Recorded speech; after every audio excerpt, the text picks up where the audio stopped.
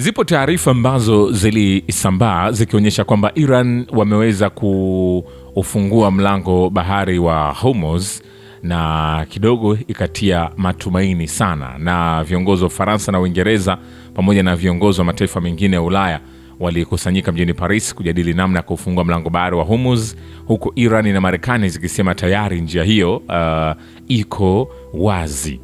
Na nikwambie, kabla mkutano wa Paris kuanza, Rais Emmanuel Macron alisema Marekani haikualikwa katika mpango wa juhudi za kufungua mlango wa Hormuz kwa ajili ya uhuru wa safari za meli, akisema mpango huo wa usalama wa meli zinazopitia eneo hilo ni wa ulinzi na utafanyika wakati hali ya kiusalama itakaporuhusu.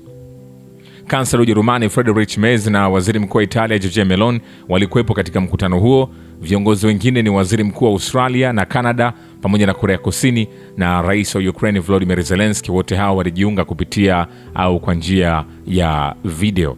Lakini wakati wawakilishi wa takriban mataifa 50, mashirika kimataifa na viongozi zaidi ya mataifa 30 wakijiunga na mkutano huo wa Paris, rais wa Marekani Donald Trump na waziri wa mambo ya nje wa Iran Abbas Araghchi walitangaza kuwa njia hiyo iko wazi kwa meli zote za biashara, na Araghchi alisema mlango huo utabaki wazi kabisa kwa siku 10 za usitishaji vita kati ya Iran na Marekani. Na licha ya hayo, Trump alisema meli za Marekani zinazozingira meli za Iran pamoja na bandari za jamhuri hiyo ya Kiislamu zitaendelea kufanya hivyo hadi pale patakapokuwapo na makubaliano ya 100% kati yake na taifa hilo.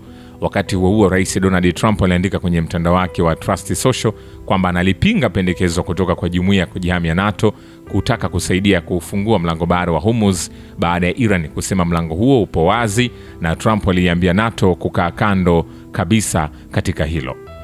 Mara baada ya hayo kuweza kujiri, nikwambie kamandi kuu ya jeshi la Iran siku ya Jumamosi imetangaza tena kurejesha vizuizi vyote kwenye mlango bahari wa Hormuz, hatua ambayo imebadili msimamo wake iliochukua Ijumaa wa kufungua ujia huo muhimu wa bahari.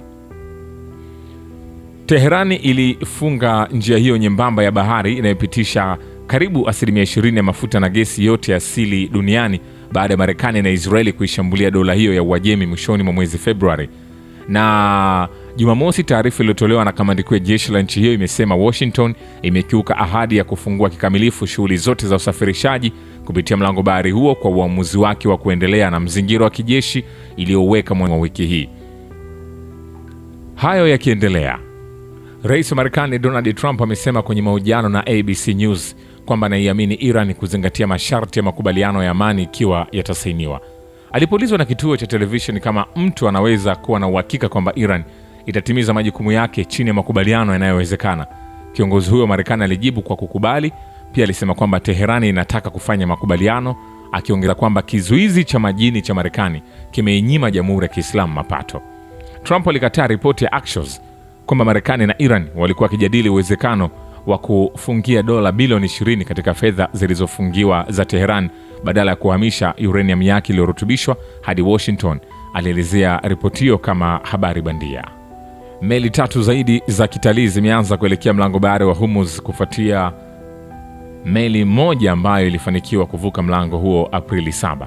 Hii inaacha meli 2 pekee katika bandari kati ya 6 ambazo zimekwama katika Ghuba ya Uajemi tangu mwanzoni mwa Machi kutokana na kuongezeka kwa mgogoro kwenye eneo hilo.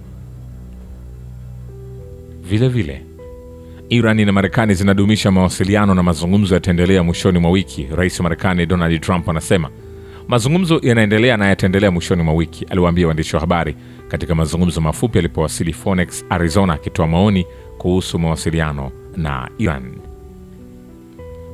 Vile vile, Marekani inakusudia kutumia vichimbaji kuchima urani iliyotajirishwa sana ya Iran kutoka kwenye vituo vya nyuklia vilivyoshambuliwa katika msimu wa joto 2025 na kisha kuipeleka Marekani. Rais Donald Trump anasema, tutapataje vumbi la nyuklia? Tutalipata kwa kuingia na Iran na vichimbaji vingi na tutalirudisha nyumbani Marekani, anasema wakati wa hotuba kwenye tukio la Turning Point USA huko Phoenix, Arizona.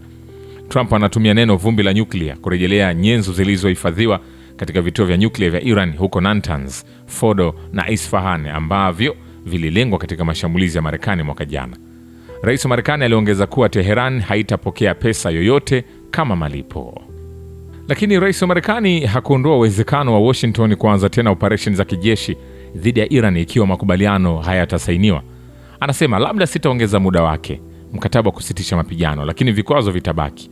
Kwa hivyo mtakuwa na kizuizi na kwa bahati mbaya tutalazimika kuanza kuangusha mabomu tena, alisema akijibu swali kutoka kwa waandishi wa habari kuhusu uwezekano wa kuongeza muda wa kusitisha mapigano ikiwa Washington na Teheran zitashindwa kufikia makubaliano kabla makubaliano ya kusitisha mapigano kuisha Jumatano. Na kwa taarifa ambazo pia nimezipokea, inadaiwa kwamba mazungumzo mengine yanatarajiwa kufanyika siku ya Jumatatu baina ya Marekani na Iran. Na upande wa Iran ni nani ambao wataweza kuwakilisha katika mazungumzo bado hapajawa wazi, lakini pia upande wa Marekani nako pia hapajawa wazi mpaka hivi sasa. Shukrani kwa Babu Kivita na Historia ya Dunia. Mimi ni Richard Shio, The Rich Voice. Ni follow Instagram na TikTok kama Rich Voice Official. Asante.